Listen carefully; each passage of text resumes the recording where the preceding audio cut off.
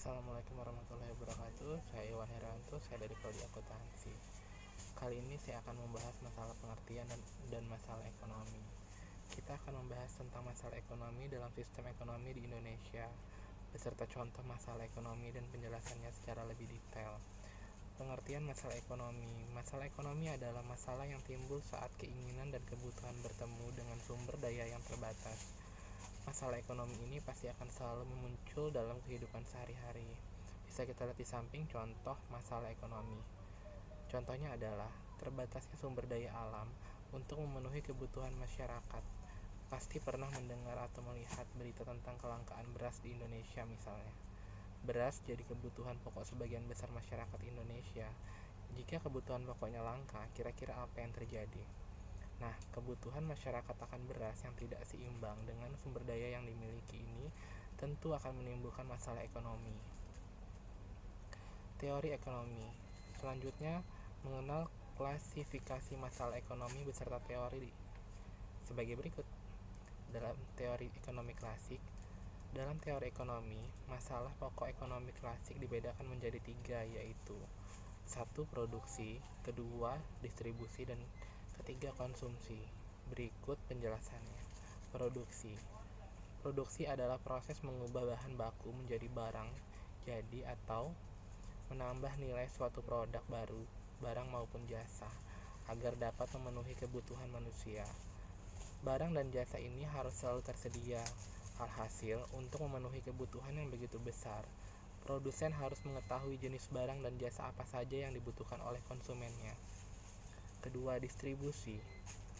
Distribusi adalah kegiatan menyalurkan produk, barang, atau jasa dari produsen ke konsumen agar produsen tersebut tersebar luas. Intinya, distribusi dilakukan agar produk dari produsen bisa tersebar lebih luas dan sampai ke tangan konsumen. Setelah produk tersedia, baru produk tersebut bisa dikonsumsi. Dan yang ketiga, konsumsi. Sementara konsumsi adalah kegiatan menggunakan barang atau jasa untuk memenuhi kebutuhan. Tapi ada masalah yang terkadang timbul saat proses konsumsi ini. Barang yang diterima konsumen bisa langsung dikonsumsi habis, tidak terpakai, atau justru terbuang sia-sia. Alasannya karena produk yang tidak terjangkau konsumen atau kualitas produk yang kurang bagus. Dua contoh masalah ekonomi tersebut jadi permasalahan lain yang harus dipertimbangkan oleh produsen ketika membuat produk. Di sisi lain, konsumen juga diminta untuk meningkatkan daya belinya agar bisa menyerap setiap produk yang dihasilkan produsen. Teori ekonomi modern. Teori ini menyebutkan masalah ekonomi modern sebagai masalah ekonomi mikro. Dalam ekonomi mikro, terdapat teori yang pelajari perilaku konsumen secara lebih detail hingga faktor pendorong penentuan harga pasar. Teori ekonomi modern jauh lebih kompleks dari teori klasik. Maka dari itu, teori ini membahas masalah pokok ekonomi yang dibagi berdasarkan unsur antara lain. What. Unsur what berkaitan dengan produk apa yang akan diproduksi. Jadi, unsur ini membahas tentang bagaimana produsen bisa menentukan produk, barang, atau jasa yang akan diproduksi. Setelah menentukan produk yang akan diproduksi, produsen juga diminta menentukan jumlah produksi. Hal ini penting dipertimbangkan oleh produsen karena sangat menentukan performa produk yang diproduksi. Salah menentukan jumlah produk dapat berakibat fatal. Produsen tentu akan rugi, bahkan bangkrut jika produksinya berlebihan. How? Setelah produk ditentukan jenis dan jumlahnya, masalah yang harus dihadapi produsen adalah bagaimana cara terbaik untuk memproduksi barang dan jasa dengan sumber daya yang ada. Produsen harus mampu menentukan teknik produksi yang paling efisien.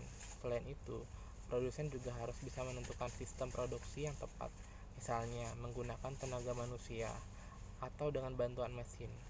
Jika produsen memilih menggunakan tenaga manusia, maka ia harus memikirkan upah tenaga yang digunakan.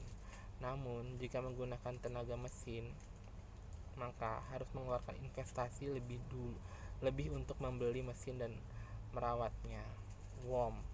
Unsur terakhir yang harus dipikirkan oleh produsen adalah siapa yang membutuhkan produk mereka dan siapa saja yang akan menikmati hasilnya. Pada dasarnya, keuntungan dari barang dan jasa yang diproduksi bukan cuma untuk konsumen saja. Ada pihak-pihak lain yang menikmati keuntungannya. Misalnya, para karyawan yang akan menerima gaji, pemilik bahan baku yang produknya dibeli produsen, hingga pemilik modal atau investor yang menerima pendapatan dari investasinya, dan tentu saja si produsen sendiri. Terima kasih.